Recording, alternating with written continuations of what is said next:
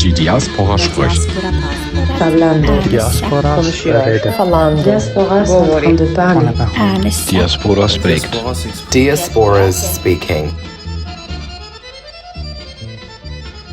Përshëndetje, my name is Rina Limoni and I'm the host of Diaspora Speaking.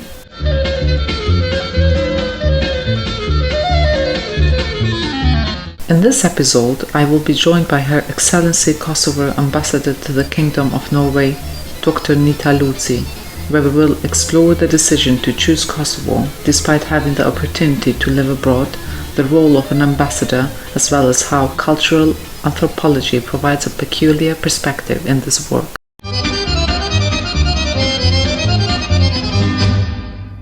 Welcome to Diaspora Speaking, Madam Ambassador. Thank you so much for having me, Rina. As you might have heard, perhaps, with this podcast, we start with 3 questions. Where were you born? Where did you grow up? And even though we know what you do in your day-to-day, what do you do in your day-to-day? Well, first, as I said, thank you so much for this. I've been following your podcast from when it first came out, and I think you just do an incredible job with this. So I'm really honored to have been invited. I was born in Prishtina in 1977, and I grew up a lot between Prishtina and Peja, because Peja is where my parents are from. So work days were always in Prishtina, and I think probably every weekend or every other weekend we were in Peja with especially with my maternal grandmother at her house. And at certain moments also spent longer periods when I was younger, almost 2 years there at a time when my mother was away doing her specialization in her field, so she's a doctor. And my father was at that time also serving his mandatory military service. So I really feel in many ways that I grew up in Peja. Always felt very connected to that town as well. But Prishtina, on the other hand, if Peja was kind of the time of my childhood, Prishtina was really the space in which I grew up as a teenager. And I think probably as many of my generation thought of ourselves as being older than we actually were. Well, I have been for the past almost 3 years now serving as ambassador of the Republic of Kosovo to Norway, or to the Kingdom of Norway. Otherwise, I'm an anthropologist. Otherwise, I teach at the University of Prishtina at the Department of Anthropology. So I do think of myself as both an anthropologist and are slowly allowing myself to think of myself as a diplomat as well. I think it's really a title that you have to earn through a lot of experience, and mine has been very short. But in my day-to-day, trying to connect as many people between Kosovo and Norway. And I think that's the most incredible part of diplomacy. It is promoting Kosovo and as a diplomat. And the best way to certainly do that is through people. There's nothing that you can really say about them that they can't prove themselves. I'm really happy with the kind of work that the embassy has been able to do, considering it's also so young. So it opened less than 5 years ago here. And our presence in Norway wasn't necessarily felt as a presence of the country, of the state itself, but it was through people who had largely moved here at the beginning of the 1990s.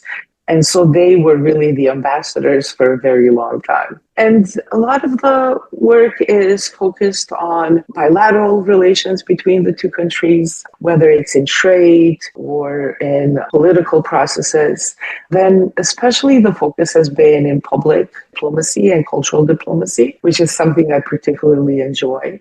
And so we've been creating more connections between universities, between art institutions, and also people in business as well. There is certainly a lot of interest in Norway to explore places. They are an incredible people in how they wish to explore and how they love the outdoors and nature. And certainly Kosovo has a lot to offer in that regard. So it's really fulfilling when there's something that you can show, when then you actually have the kind of the meat, but broom is not meat, right? To promote. So yeah. Long before you became ambassador, you migrated to the US. And I want to know why. Why did you migrate to the US and when was that?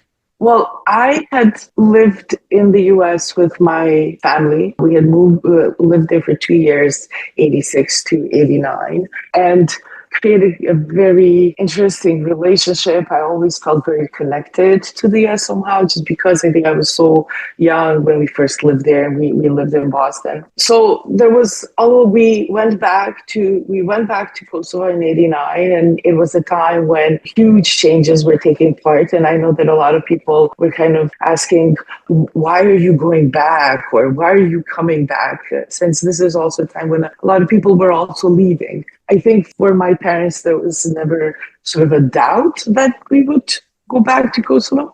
Although one of my sisters actually warned them that she might get a lawyer and asked to remain, because my parents were sending her back to a communist country, and that this was a time when obviously we could see the end to the so-called Cold War. But I moved back to the US again for graduate school after having lived and studied in Bulgaria at the American University there for 4. And I think it was never something that I questioned.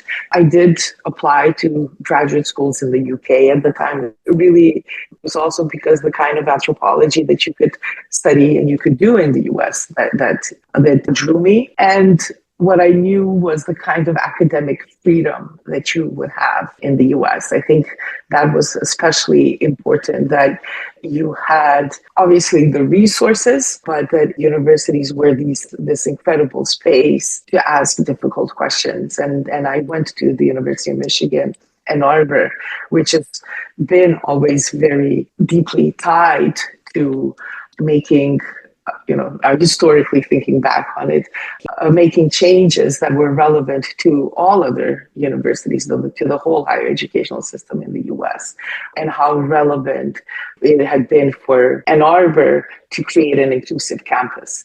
And the kind of questions and people that were there who were studying there. So you returned to Kosovo, as you said, when everyone else was about to leave. I mean, as we know, the 90s was the first big wave of migration from Kosovo to the West mainly. Mm-hmm. But then going back to Kosovo, you became part of what is known today as the Kurizi cultural scene, which I think laid the foundation for a thriving cultural scene in Kosovo afterwards, because especially all these local groups from back then had found their heyday during this time. For those that, especially younger diasporas, who have never heard perhaps of Kurizi because they have not been exposed to the history of it, can you share some of your memories of being part of the city, specifically Kurizi, that shaped your thinking of culture and what it means to create from the margin?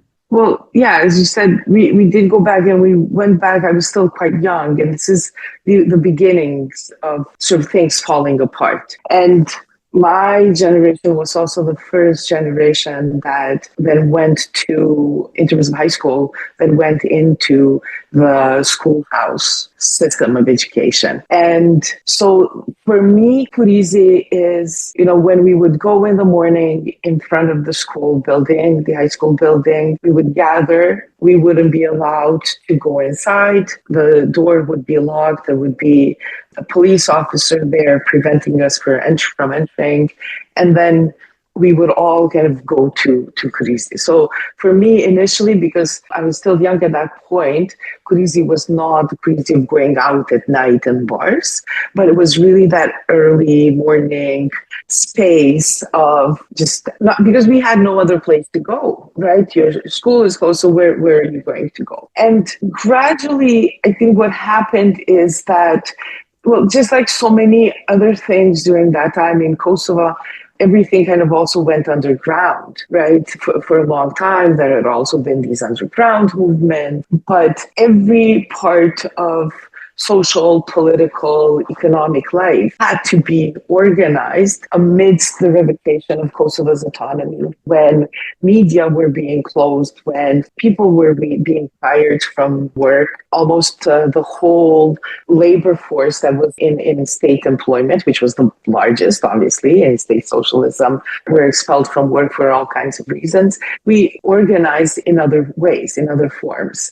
And you would see that actually the hospitals were first the ones that were attacked, you might say, yeah, and then media, and then schools. So we had a deep sense also that the things that we had, or that previous generations had worked so hard to construct, were being torn apart. Because really it was only, I think, between 1974 and 1981 that you really had in Kosovo a kind of a boom in many ways. Not before 68 when Rankovic fell. Did you not have a more kind of a loosening grip in the violence that the state perpetrated? Now, a lot of people might remember or reminisce with some kind of nostalgia the Socialist Federal Republic of Yugoslavia. However, for Kosovo, the experiences were always very different because it was the margin and it was this periphery structurally as well. So the way in which the state built industry but did not build education, the way that investment went into the extraction of raw materials, but not the final product. And so Kosovo and Albanians were also seen as these sort of things to be utilized for the grand project of Yugoslavia, but not necessarily enjoying any of its benefits, and that only a very small part of people anyway enjoyed. So I think by Kurizi, in a way, later on, I don't think I would have I reflected on it in that way at the time, but was this, lately I'm thinking with the language of infrastructures and kind of these social infrastructures, was this kind of infrastructure that brought together both the material marginalization of Albanians in Kosovo and the ideological marginalization, the cultural and social marginalization. And it created a space where we could, yes, just enjoy ourselves and think of ourselves as being connected to the world, because we were increasingly being disconnected from everything. And in the 90s, in many ways, I think there are others who have talked about this and wrongly described this as a period of re-traditionalization because everything went back into the family. I actually think of it as a period of incredible kind of progressive political thinking and mobilization, because we managed, I think, to build a society based on a solidarity, yes, that was based on national identification, but also through a deep recognition that it was that identification that had justified, or was also being used to justify, our brutal suppression. And so this, I think, informed that space, although it was a space of escape in many ways, but you couldn't really escape it because, later on when, we moved from the morning to the night, police raids were very frequent. And for those who never experienced it, Kurizi is this kind of a tunnel in between apartment buildings that was full of bars and clubs, and some fast food places had two entrances, and they would be blocked. They would be closed. There were metal doors that could close it, and everyone who was in the bars would, we would be stuck. So waiting for the police to go through identifying everyone. So you would need to have your ID and so forth. And this is also in the early 90s, when especially young men were being also recruited to go to send them to the front in Croatia and then in Bosnia. And many were also leaving.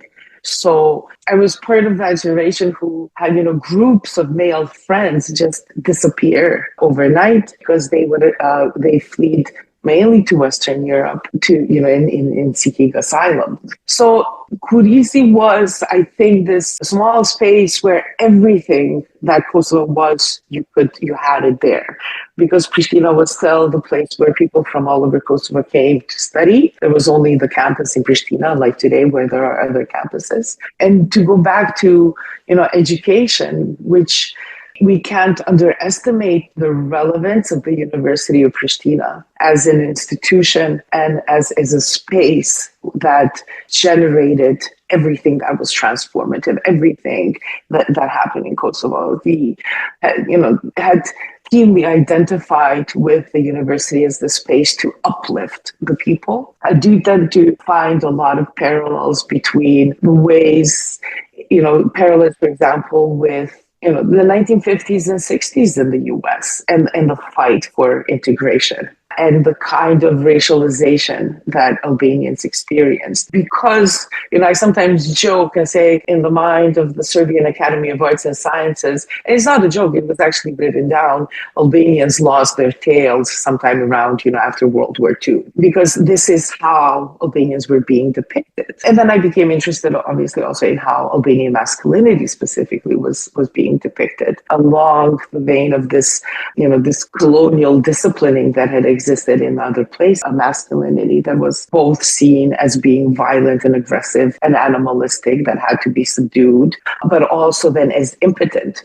To go back to, some of the stories of that time in media of how that we were claimed that Albanian men were raping Serbian women or attempting, Renata Salsel has written about this in how these rapes were also depicted as being attempts. So this Albanian enemy in the mind, especially of the Serbian sort of dominant viewpoint, was both animalistic and impotent at the same time. As a woman at that time, I think this had an impact because you would see a system that was mobilized, a militarized system that sought to destroy what they considered the backbone of what kept the resistance going. So, and at the same time, if you go back to what were the conversations among so-called Yugoslav feminists at that time, their worry with Kosovo was that, Albanian women were subjugated because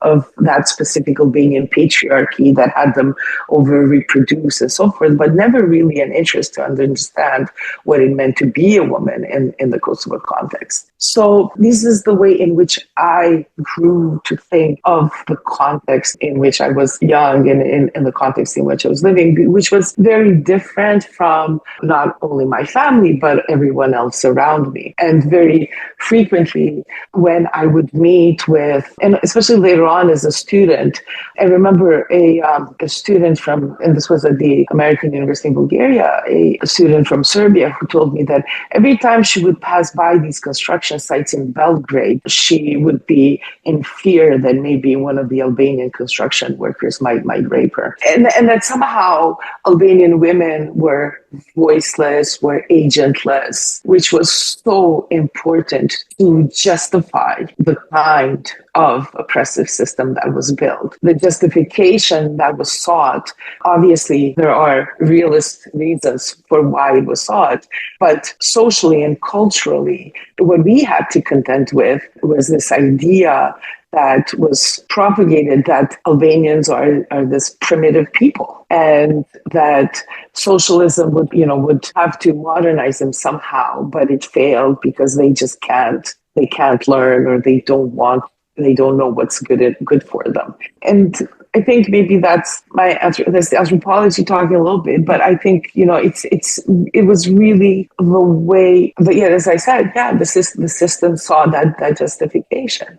And you are speaking here also how Krizi shaped your political views, and then I assume also your studies afterwards. And I find this very curious, something that you underlined in this conversation, which I think is very important to understand, both in Kosovo, but also in the West, on how migrant men especially are framed in the migration discourses. And I think a gap in literature would be also how Albanian men in Kosovo were sometimes even taken in their pajamas to be sent to the war in Croatia. Obviously, the war in Kosovo has taken the conversation over on what was happening in Kosovo. But as you were saying, repression was a reality throughout Yugoslavia. Perhaps this gap of 10 years that something was happening and then which in fact was not happening at all because Yugoslavia was deteriorating economically and politically at the same time, which clearly is questionable to what extent there was some,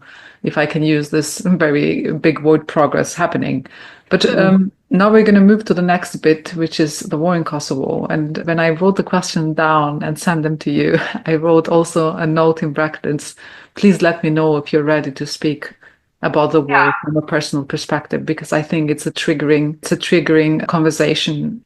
Well, thank you for allowing for that. And it's not really, it's never been a problem, I think. Maybe because as I and so many others, as everyone else, at that time, we were going through this, we built all kinds of ways of working through it. And maybe somebody better and somebody not so well, and depends on the kinds of experience you've also had. I would consider myself as quite lucky because I was not in Kosovo during the war. I was in Bulgaria, but my parents stayed throughout. And one of my youngest sister came and joined me in Kosovo. Actually, my dad drove her to Macedonia and then went back to Kosovo on the same day that the bombing started, which as we know is not the beginning of the war, but it's usually how we tend to tell the story. But this is not the start of the war. The war in Kosovo started much earlier. But throughout, I was not there, so I find myself very lucky. And however, I think there are certain topics that I have been able to process also intellectually, kind of academically, and been able to make sense of them. But then there are those that I haven't. And I think probably everybody will have something like this. There's something really interesting that happened, I think, on the 20th year of after the war, I don't want to call it anniversary, is that in Kosovo, there was 5 years ago now, so not really planned, but it just happened, kind of shift in commemoration. For such a long time, I think we commemorated through telling stories of the liberation fighter, of the KLA fighter, which certainly was important. But we had not necessarily publicly acknowledged also civilian experiences and civilian experiences of war. And that 20th year mark for me, I think was very important because it was almost like a moment of kind of really going back and reckoning. And I came up with a moment when I was asked to write an introduction for a book on the missing that I found myself having real huge difficulty in processing it because this was not a topic that I dealt with before. So I built a language on how to talk about wartime sexual violence. I built the language on and how to talk about so many other experiences, but not this. And I think everybody sort of has their own ways of coping. But for me, that 20-year mark was a moment of recognition of not really having worked through so many things. And why I laugh is also because maybe I do think of myself as being part of a generation. I think there's something specific about that group of people. That humor was also a very important part of how we, managed so much. And a lot of the work that I've done also and thinking through this is done with a very dear friend of mine and also, fellow a sociologist with Nita Luci, is that we actually went back to thinking about Dodona theater, which was also another very important part of that scene. It was Kurizi, but then there were some other spaces as well. These jam sessions that were organizing garages, that were organizing people's houses because you didn't have other spaces where to go. And Dodona, for those that don't know, well, most people from Kosovo will know Dodona as a children's theater. It's a puppet theater. But in the 90s, when the National Theater was closed off for Albanians, and I think it's important for people to recognize and to call it what it was, we had an apartheid system in place, and there was legal infrastructure that was put in to institute this. Dodona managed to put shows. I don't know if you know about Professor Yomahi. Oh, yes. Yeah. which was also What a shown. gem. Yeah. And it's incredible if you think of what they did with that show, because one, they broke off the more formalistic structure of theater where you had the actors performing to an audience, so that the space in between audience and actors was broken. It became much more interactive as a space. And they, through humor, you've written about this, they created these small acts of resistance that were so important at that time. And art and culture had an incredible power to also mobilize people into resisting in whatever form it was. Might have been theater, it could have been other forms that people put together. And this was also a time when people feared that somehow a lot of the sort of the cultural heritage would be lost. So in fields somewhere, away from the eyes of the police, people would organize concerts or of traditional music and dance, because there was a fear that the Albanians were being somehow stripped away of everything that was a specific cultural identifier. So culture was purposefully attacked as well. And so these were not spaces of some kind of just banal kind of ecstasy or something like this. I think in every single thing that we did, just going out was an act of resistance, because, to go back to, to think of how the city became, I'm talking about Prishtina now, you learned how to navigate the city, where you could go and where you couldn't go. Not only was it segregated, but it was heavily, heavily policed. And there were curfews and there were beatings and you had to build another kind of, and cognitively you had to build the city in a way that would be safe for you as well, as much as it could be during that time.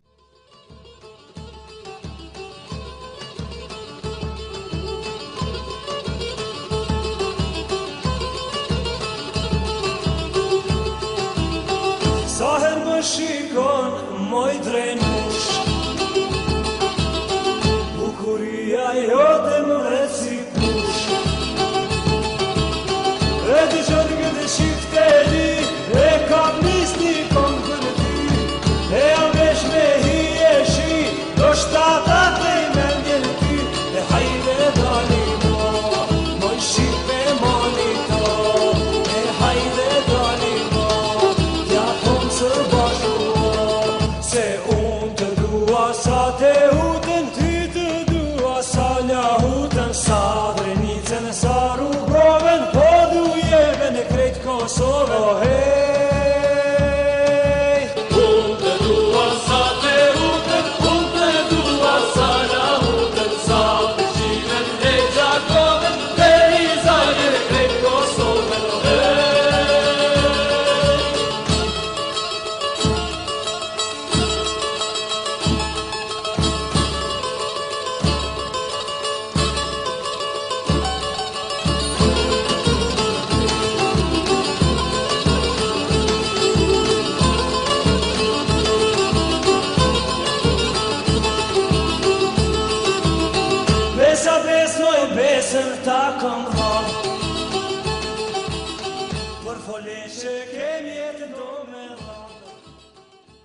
You're speaking about the war, and I really find this curious, because when you speak about the war, you speak I go back to the 90s.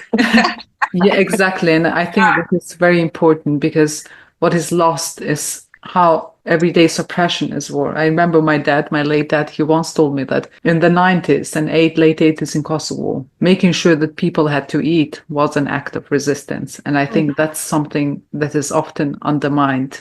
And also the importance of Young Talent and Seyomahi, I think that is such a gem culturally Kosovo, because it broke down barriers, as you're saying, how a theater was made, but also that people in a space that were living in apartheid created in a way that was not only framed by war and suppression, but by other and they could also question the system publicly in a way that it hadn't been possible to do beforehand as well.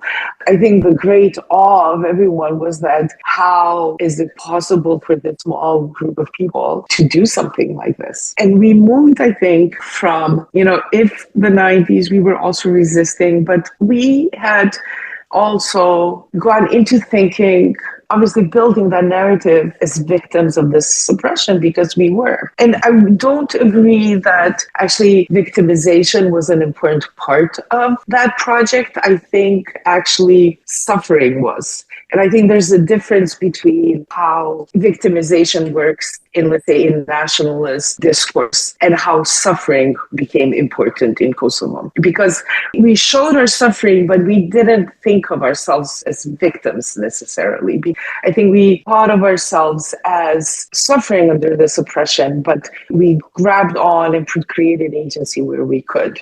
Obviously, the major shift was from being, like you said, taken out of your home in your pajamas to having your bruises photographed for the documentation of the Council for the Protection of Human Rights, to then an emerging liberation army, which was about fighting back. And that was a major rethinking of self that happened for many people. Obviously, for those who had been organizing for longer, this had happened before. But for those who were not part of these structures that were thinking of mobilizing into an armed resistance, into an armed unit in the army, it required a major rethinking of who they were individually and then also collective. And I think that was a really important moment for cultural mobilization as well, and political, obviously, but for a cultural mobilization. And in this conversation, in the previous question, you mentioned the rebuilding of the city or being part of the city. And we will stay with the aftermath of the war. And I'm asking this with the idea, as William Faulkner says,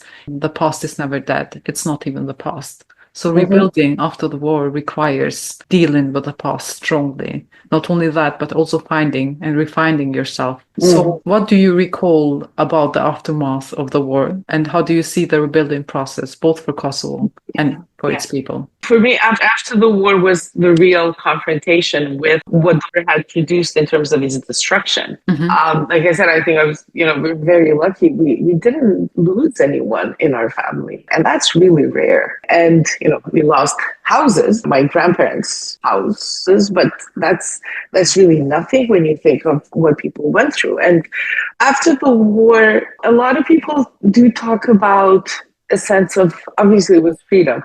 For me, after the war, especially the city of Prishtina, after the war, is marked by my uncle's murder, my father's brother. He was known as kind of Prishtina's architect. He had been head of urban planning, and so much of how the city had developed beforehand was part of the work that he did. Obviously, others as well. It wasn't an individual project in any way. As he also, during the war, during the bombing especially, moved from one part of the city to another as they were trying to find safe spaces, he always carried with him his plans for the urban future of Pristina, which he had designed. After the war, when he went back, when he was reinstated at the Office for Urban Planning, he was prevented from doing all of this because there were so many forces at play, and attempts to corrupt him didn't work. This was a time when there was all of this illegal building. It was kind of a wild space in so many ways. We do tend to remember the positive, to think of how important it was that we were liberated and free, but there was still so much that had to be done. And so in many ways, it was still very unsafe for other kinds of reasons. And he was threatened that, with his life, he was threatened with his children's lives.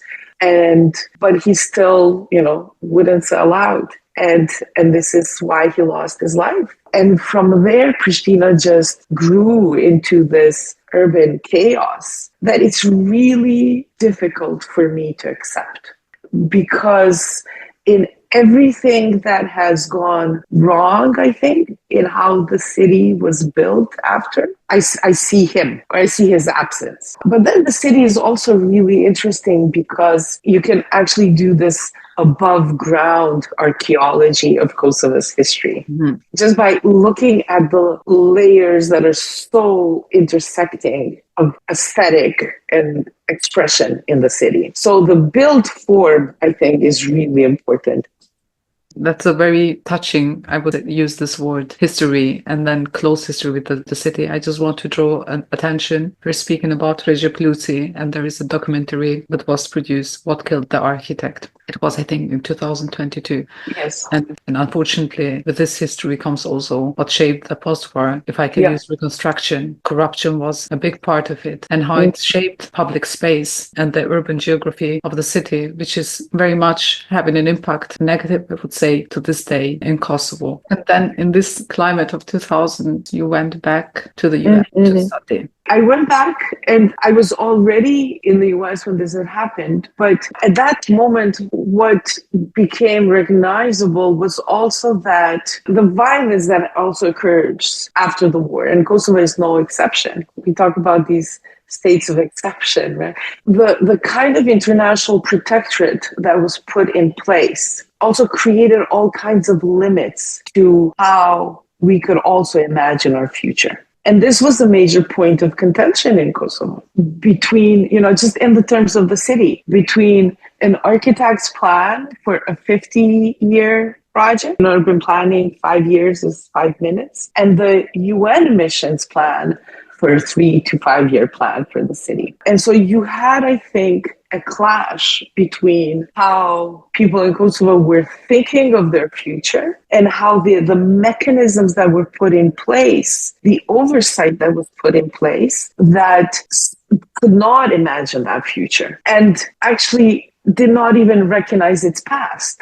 So there was a lot of erasure at the same time. Women's organizations protested this, right? When that there had been a women's movement in Kosovo beforehand. It wasn't that it was brought in by internationals. However, what happened was that there was a sense was being created, and I would often see this among students, is that their calendar is before the war and after the war.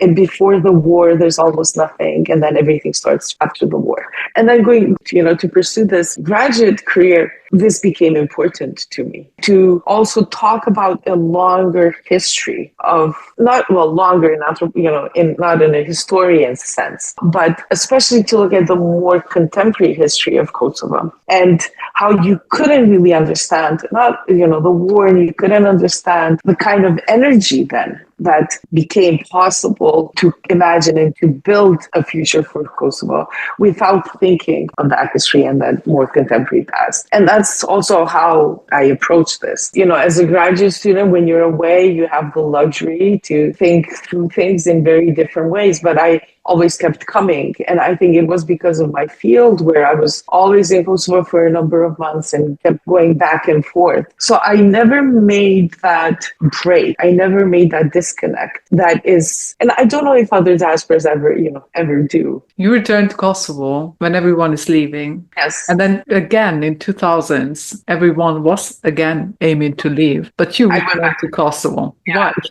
Why? I'm here now and I will go back because I just don't question it. I think if that place has guided me to where I am now, why wouldn't anyone else also want to? Now, I say that with a deep recognition of the kinds of privileges that I had and maybe others didn't, because, I grew up in the city, my parents were educated and so forth, but we also went through that period where, we joke with friends, there were moments when you open the refrigerator during those 90s and you're like, there's just the water of the cheese and there's no cheese in the water kind of, right? We went through those periods. We knew what it meant for our parents not to have enough to feed us all the meals that they wanted us to have and so forth, but still had certain kinds of privileges as well that, I had lived in the US before, so I had learned the language. And so you have to recognize those structures of inequality. And so that's how I think about it. If Kosovo, with all the hardship, got us to where we are today, and I think that's something that I would also want for my children as well, that this is the place that I think, the place where we can make ourselves be the kinds of people that I value, right? In terms of always wanting, to have freedom, always recognizing how important that is, that you will fight for that, right? That you will have to make personal sacrifices but those sacrifices don't mean loss. And, and when they do, you embrace it as well. Right. So not in a sort of individualistic kind of psychologized way. I have a fight with psychology, but in the kinds of solidarities that I think people build. And despite how sometimes how fragile they are, they keep getting maintained. And I think you find that in Kosovo. You find a desire for people to make the place better. There are always more people there who want to succeed than those who resign from attempting to. And I think that's incredible to have in any place, to be part of those kinds of communities. And what better place to make the space or the place or the people or the country, how I like to frame it, better than at university. So you went back, and then you became a professor of anthropology at the University of Prishtina. Yeah, so I went back. Yeah, and it was actually Professor Nita Luci who was the visionary and who opened the department first. And she had even invited me earlier on before I even had a degree. And I came in at a time when this was a relatively new department. I mean, it's still young in some ways, but it's built, I think, to probably one of the better departments at the University of Prishtina. For me, it became that, why would I stay in the US? Before that, I was like, I'll stay here at the university. So, okay, this is where I want to teach. This is where the resources are. This is where I can do incredible work. And then going back for a longer period during my field work, where I said, why would I not want to actually teach here? Because, why do I teach somebody? Maybe that doesn't make sense, because we do know that these, international solidarities are relevant, and you have incredible academics and researchers and thinkers from all corners of the world thinking about another different corner of the world. I do not negate that. I don't like the language of when people say, I wanted to go back and contribute, because that's not how I saw it. I thought that this is the place where I could actually learn more. And when I compare initially within that first 2 years of field work for my dissertation, which kind of then became a long process of finishing, because then I started teaching and doing other things, how it changed once I was there for longer. And I think that knowledge comes only out of living in that context. Not to say that researchers, from other contexts can't study it. We're just situated very differently. I think me as an academic, not living in Kosovo and then living in Kosovo, you become situated in very different ways in that context, and the relevance of your work shifts. It's not only in terms of building your professional academic career, but it's actually about the networks with people, the causes that you are part of, the networks that you join. And for me, especially, was, the women's, initiatives and groups and movement. And so I think it is important that praxis is, a very political praxis, right? A feminist praxis requires for you to be embedded in that context.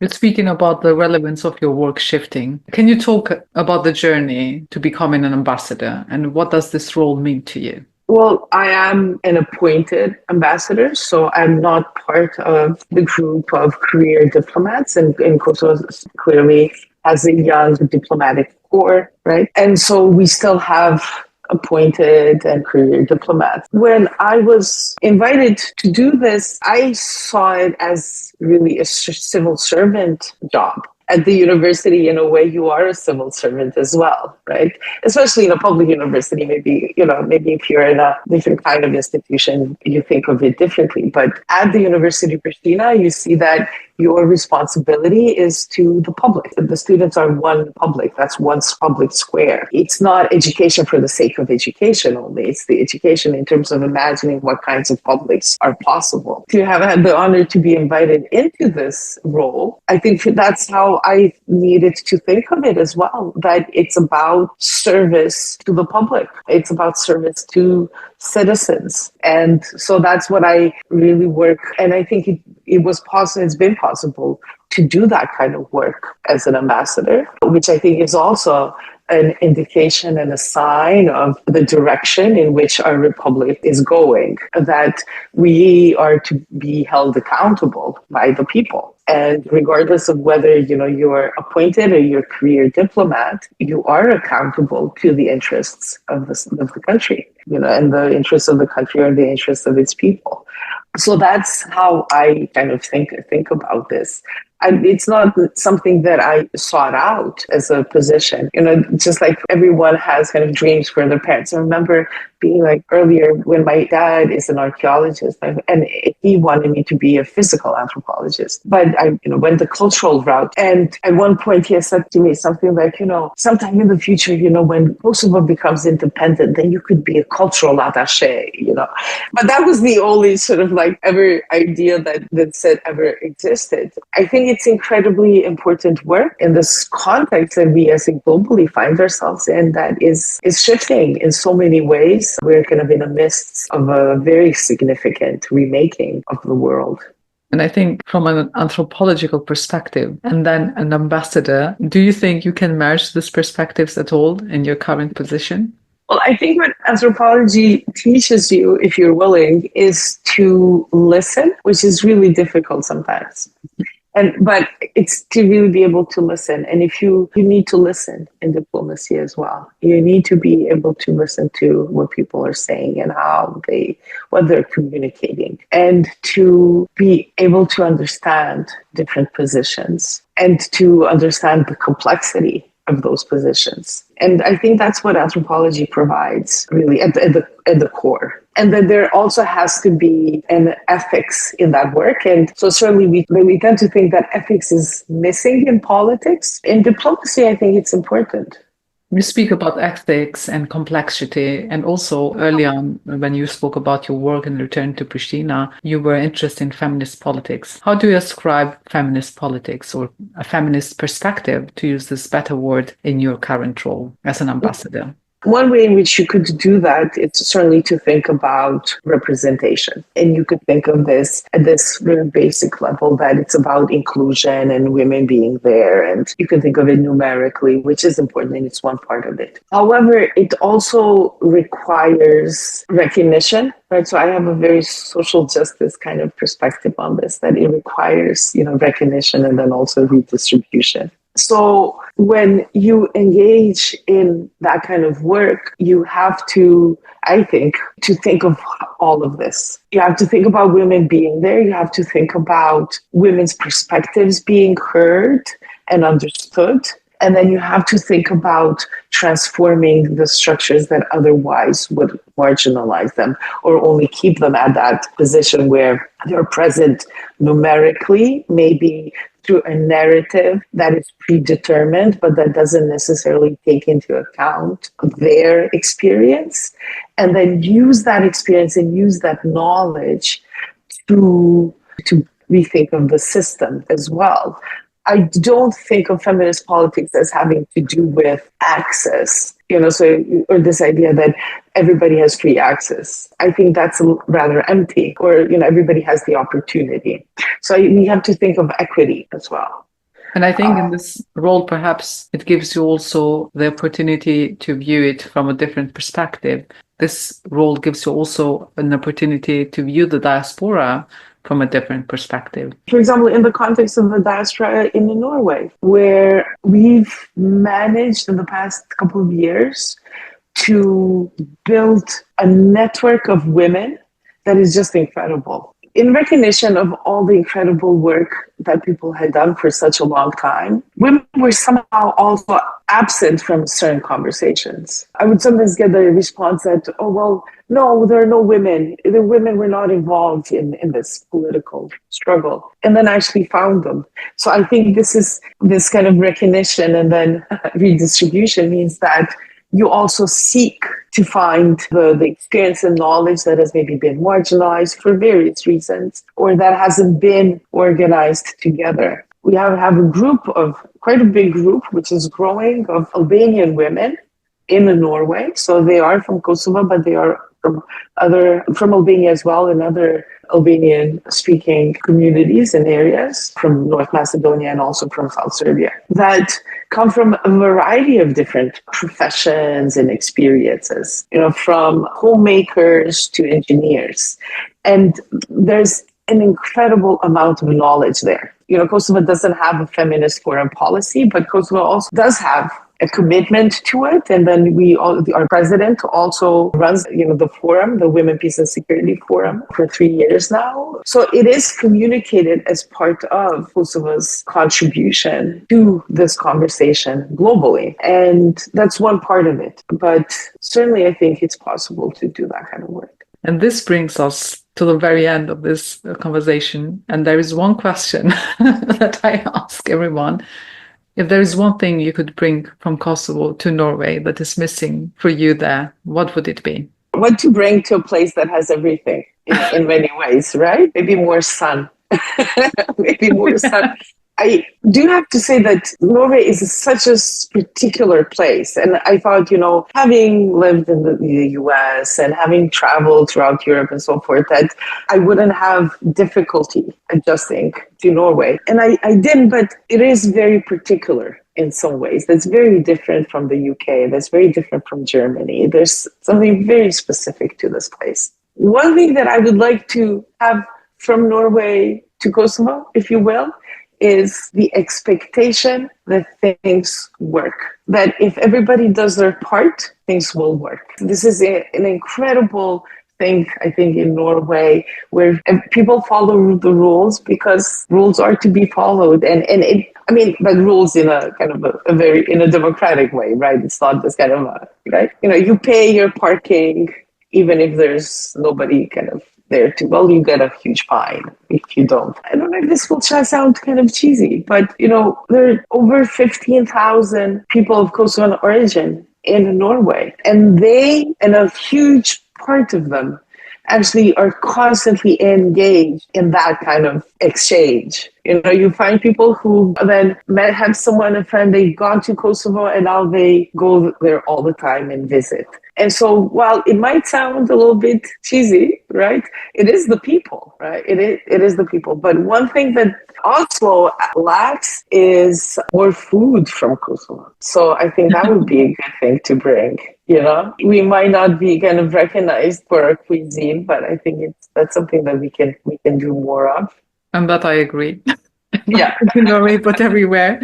Yeah. Thank you, Madam Ambassador, for accepting my invitation. I was honored to host you today and have this very thoughtful conversation with you. Thank you. It was entirely mine, the honor. Thank you, Rina.